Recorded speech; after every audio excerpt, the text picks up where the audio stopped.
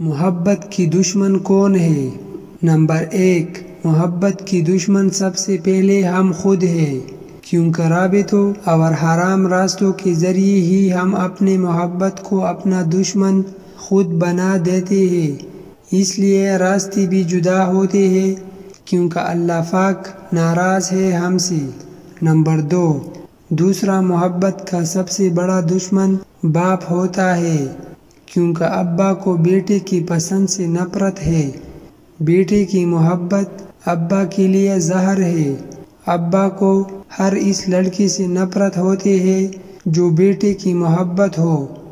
بات کڑوی ہے لیکن سچ ہے، کیونکہ کہیں محبت ناکام ہونے کی وجہ باپ ہی ہوتا ہے۔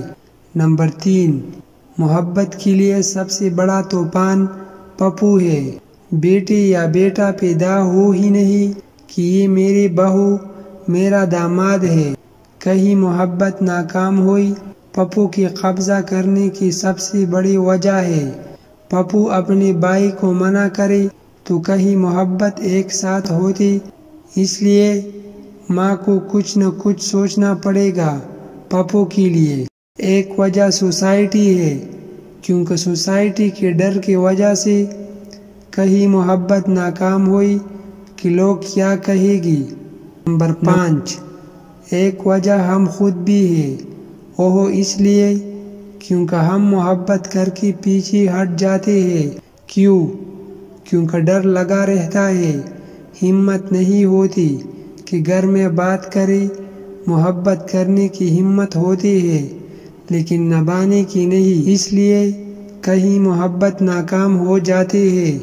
ہماری خود کی کانفیڈنس لو ہونے کی وجہ سے مجھے لگتا ہے بزدل انسان محبت نہ کرے۔ نمبر 6، ایک سب سے اہم وجہ موبائل فون ہے، بات چیت ہے جس کی اسلام بھی اجازت نہیں دیتا۔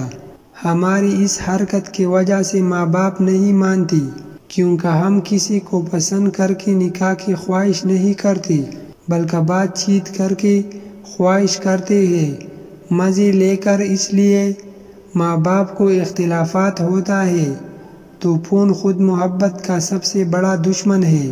نمبر 7، ایک دشمن جھوٹ اور دھوکہ ہے۔ جھوٹ اور دھوکے نے کہیں محبت کو ناکام کیا ہے، کیونکہ جس محبت میں دھوکہ اور جھوٹ ہو وہ ناکام ہوتے ہیں۔